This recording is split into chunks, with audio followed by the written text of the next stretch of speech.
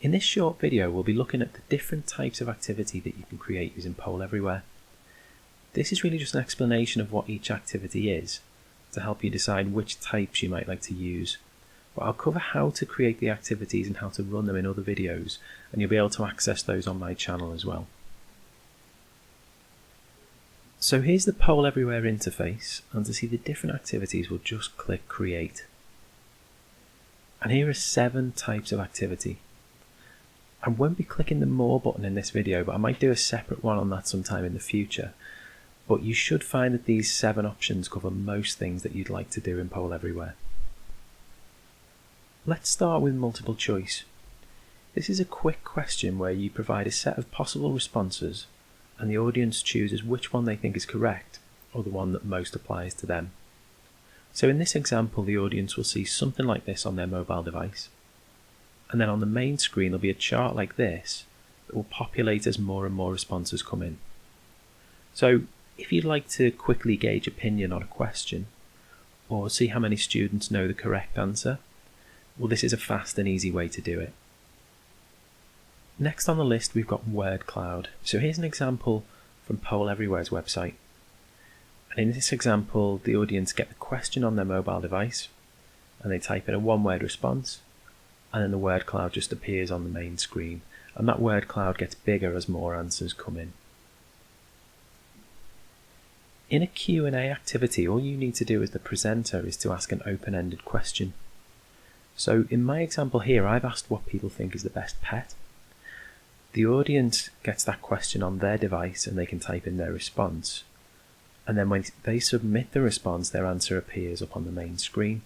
So as you can see in this example, there are 5 answers on the screen that students have submitted. But what students can also do is vote answers up and down. So let's say, for example, I think cats are the best, but cats are already up on the board because somebody else has already said it. I can then vote cats up, so the more votes the cats get, the higher they'll move up the list. I can also vote other answers down if I want to, or if I'm fairly indifferent about an answer, I can just leave it as it is. Rank order is fairly self-explanatory, so you give the audience a list of options and they then rank them from best to worst, or whichever's their favourite to least favourite. So here's an example from the Poll Everywhere website again. In this case, they've asked the audience to rank the Star Wars films from best to worst, but Poll Everywhere automatically aggregates those results, so everyone submits their own ranked order, but what you'll see on the main screen is the overall opinion of the group as a whole.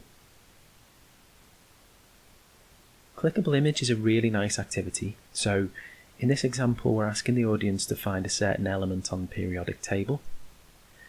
There are though a couple of potential pitfalls. So first of all, you'll need to decide whether you want people's answers to appear on the screen as they come in. So in this example there's a correct answer to the question, so we'd want to make sure that the markers were hidden, otherwise when the first person answers, the marker appears on the main screen, and if that person's right, it gives the answer away to the rest of the group. The other thing to be aware of is the size of the devices that your audience are using. So if they're using mobile phones, for example, this particular image is probably too detailed for that size of screen. So it's a nice activity to use, but you just need to be aware of its limitations. Next we've got survey, and this allows you to combine different question types into a group of questions, and your audience then works through the questions at their own pace on their device. So the purpose of this wouldn't be to display results up on the main screen, but rather to gather data for you to use possibly after the session. So as an example, you might use the survey tool to ask students for feedback at the end of your session or lecture. And finally we'll look at open-ended questions. So again, the clue's probably in the name with this one, but you'd use this type of question to ask for free text responses, and then depending on the type of question you asked, you can decide on the best way to visualize it on the main screen.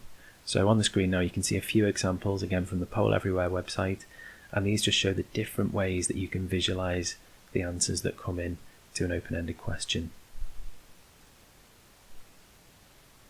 So hopefully that's given you a better idea of what you could do in Poll Everywhere, But please do have a look at some of the other videos on my channel if you'd like some guidance on how to set these activities up. And as always, my contact details are on the screen now, so please do get in touch if you need help.